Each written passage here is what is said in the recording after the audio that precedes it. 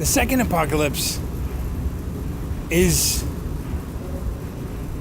wonderful because it is the convergence of so many things at once. I think, line by line, some of the most fantastic fantasy writing I've ever read. And I grew up, imbibing a lot of the old school fantasy and sci-fi writers. It really rewards the person who really takes the time to read the books and look into the world and what's happening and think about it. It's Tolkien.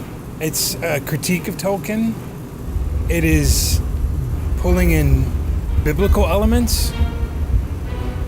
It's both encompassing and subverting the fantasy genre.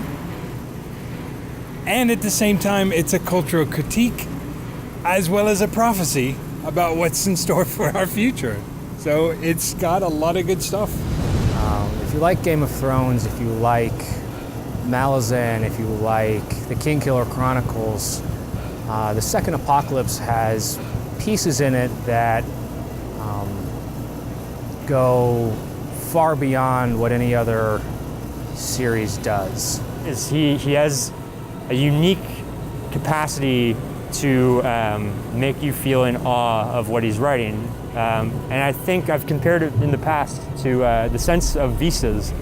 If you like the politics and the fighting in Game of Thrones, if you like the magic in Kingkiller Chronicles or the sort of war noveling that Malazan is, it sort of combines the best elements of all of these things and combines it in a way entirely unique.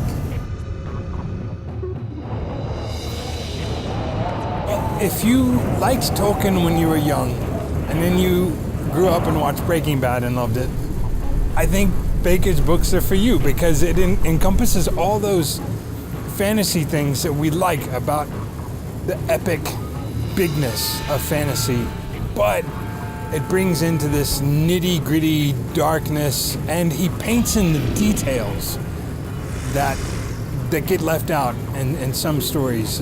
The unpleasant things we wouldn't want to mention but are there if you chase them down. A lot of people who don't travel or haven't climbed a mountain or whatever it is, they don't have a sense of how nature can dwarf you in that kind of capacity. And a vista is, it's a very good analogy for my reading anyways, to his books, because when reading them, you get the sense of again, nature dwarfing you and how, remote and tiny each individual of us are. I think the kind of reader that Scott is best suited to attract are the people who had that nascent fantasy enjoyment, but found the genre lacking something, wanted something more.